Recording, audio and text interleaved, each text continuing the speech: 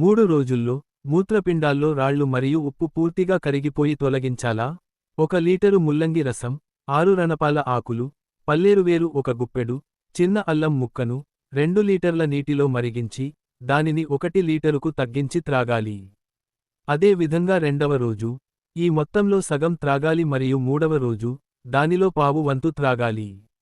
అధిక మూత్రపిండాల ఉప్పు, మూత్రపిండాల సంకోచం, నిర్జలీకరణం మరియు మూత్రపిండాల వాపు త్వరగా సరిచేయబడతాయి. అద్భుతాన్ని చూడవచ్చు. ఔషధం తీసుకునే రోజులలో ఉప్పు, చింతపండు మరియు కారంగా లేని ఆహారాన్ని అనుసరించడం చాలా ముఖ్యం. లైంగిక సంపర్కం మరియు ఎండలో నడవడం పూర్తిగా మానుకోండి. శరీర ఆరోగ్యానికి సంబంధించిన ఇటువంటి విలువైన సమాచారం మీకే కాకుండా ఇతరులతో కూడా పంచుకోండి. ప్రకృతిక ఆహార మరియు ఆయుర్వేద సలహాదారులు. సాంప్రదాయ వైద్యులు సిద్ధ వైద్యుడు సురేష్.